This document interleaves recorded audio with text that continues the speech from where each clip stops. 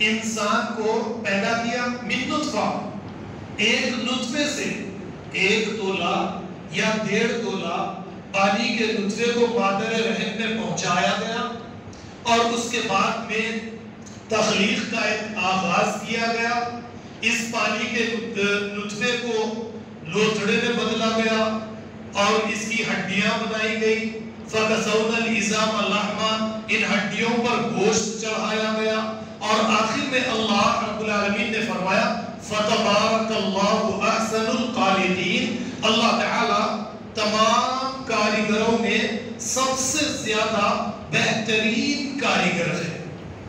تو یہ سورہ مومنون کی آیت تھی جو یہاں پر سورہ عبس کے بعد میں نے آپ کے سامنے پیش کی۔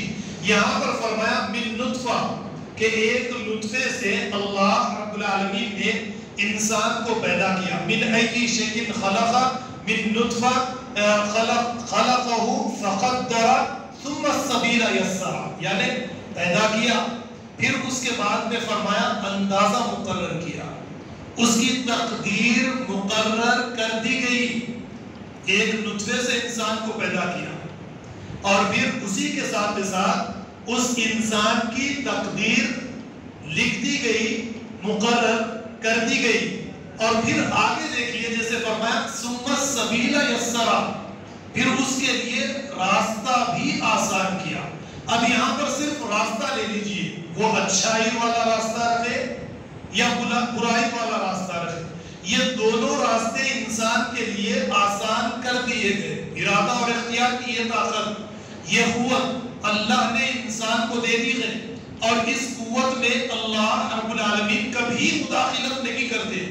اللہ کو پتا ہے کہ انسان کیا کرے گا، نیکی کا راستہ اختیار کرے گا یا برائی کا راستہ اختیار کرے گا، لیکن اللہ رب العالمین اس میں مداخلت کر کے اسے مجبور نہیں کریں گے۔ انسان کو نبتلیہ فجعلناہ سمیعا بصیرا پیدا کس لیے کیا گیا؟ کہ اسے امتحان میں ڈالا جائے۔ جب امتحان میں ڈالا گیا تو اللہ رب العالمین اس کے ارادے اور اختیار میں کبھی مداخلت نہیں کرتے کہ یہ برائی کا راستہ ہے رک جا، روکتے نہیں، یہ اچھائی کا راستہ ہے آگے بڑھ، آگے اسے بڑھاتے نہیں۔ یہ اللہ رب العالمین نے بتا دیا ثم السبیل یسر، کہ یہ راستہ ہے، اچھائی کا بھی ہے برائی کا بھی ہے، جو راستہ اختیار کرنا ہے کر لے۔ ثم اماتہ فاخبرہ، پھر اس کے بعد میں اسے موت دی اور قبر میں اتار دیا۔ پھر فرمایا ثم اذا شاء انشرہ، پھر اللہ جب چاہے اسے قبر سے باہر نکال کر اس کا حساب و کتاب لیں گے۔ یہ سورہ عبس کی آیت نمبر 17 سے لے کر 22، یہ 6 آیات میں نے آپ کے سامنے پیش کی ہے۔ اب اس کے بعد میں آپ لوگوں کو سورہ نمبر 6 ہے، سورہ کا نام سورہ انعام ہے اور آیت کا نمبر 59 ہے، اس جانب میں آپ لوگوں کو لیے چلوں گا۔ اللہ رب العالمین فرماتے ہیں وَعِنْدَهُ مَفَاتِحُ الْغَيْبِ لَا يَعْلَمُهَا إِلَّا هُوَ، کہ اللہ کے پاس غیب کی کنجیاں ہیں، اللہ کے سوا کوئی غیب نہیں جانتا۔ اللہ کے پاس غیب کی ساری کنجیاں ہیں، اس کے سوا کوئی غیب نہیں جانتا۔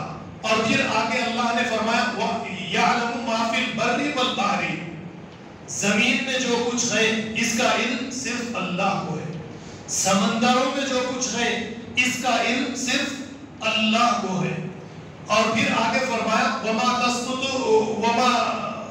اور آگے اللہ رب العالمین نے فرمایا وَمَا تَسْقُطُ مِنْ وَرَقَةٍ إِلَّا يَعْلَمُهَا، کہ کوئی پتا نہیں گرتا لیکن اس کا علم بھی اللہ کو پہلے سے موجود ہوتا ہے، یقیناً ہونا بھی چاہیے۔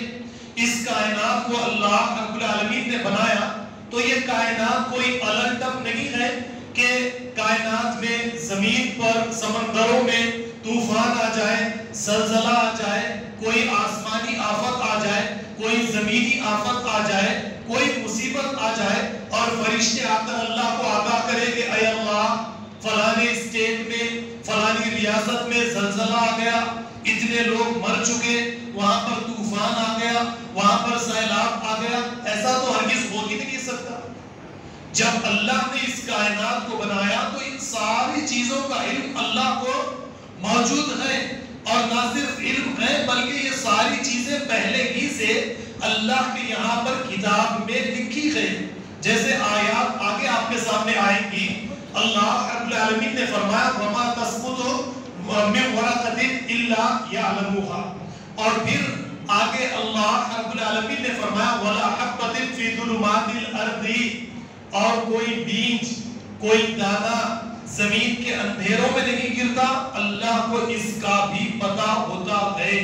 وَلَا رَطْبٍ وَلَا يَابِسٍ، اور کوئی کچا یعنی کچی زمین میں یا کچا دانہ نہیں گرتا، اللہ کو اس کا بھی پتہ ہوتا ہے، اور خشک کوئی زمین میں گرتا نہیں، اللہ کو اس کا بھی علم ہوتا ہے۔ إِلَّا فِي كِتَابٍ مُبِينٍ، یہ سب کچھ ایک روشن کتاب میں محفوظ ہے۔ یہ سورہ انعام کی آیت نمبر میں نے آپ کے سامنے 59 پیش کر دی۔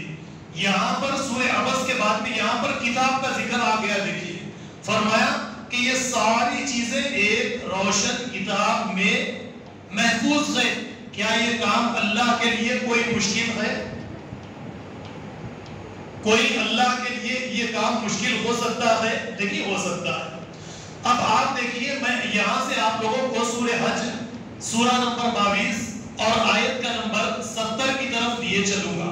اللہ تعالیٰ فرماتے ہیں أَلَمْ تَعْلَمْ أَنَّ اللَّهَ يَعْلَمُ مَا فِي السَّمَاءِ وَالْأَرْضِ، کیا آپ نہیں جانتے کہ جو کچھ آسمانوں میں ہے اور جو کچھ زمین میں ہے یہ سب کا علم اللہ کو اللہ کے یہاں پر موجود ہے، یہ سب کچھ اللہ رب العالمین جانتے ہیں۔ اِنَّ ذَلِكَ فِي کتاب، یہ سب کچھ اللہ کے یہاں پر کتاب میں موجود ہے۔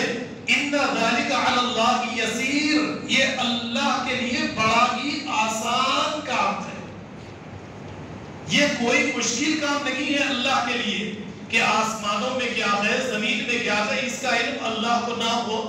جیسے دیکھیے ملحدین کئی سوالات آج کل اٹھاتے ہیں اور مسلمان بھی اس یعنی قدر یعنی تقدیر کے مسئلے میں شکوک و شبہات میں پڑ جاتے ہیں، اور ایسے سوالات کبھی بعض مسلمانوں کی زبان سے بھی نکل جاتے ہیں کہ جب اللہ نے ہماری تقدیر لکھ ہی دی ہے پھر اس کے بعد میں جنت میں ڈالنا جہنم میں ڈالنا اعمال یہ ساری چیزیں کیا ہے؟ تو یہ باتیں سمجھ میں نہیں آتی ہے۔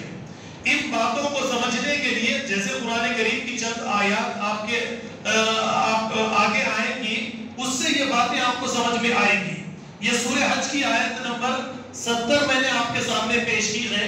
اب سورہ حج آیت نمبر 70 کے بعد میں آپ حضرات کو سورہ حدید اور اس کی آیت 22 اور 23 کی طرف لیے چلوں گا۔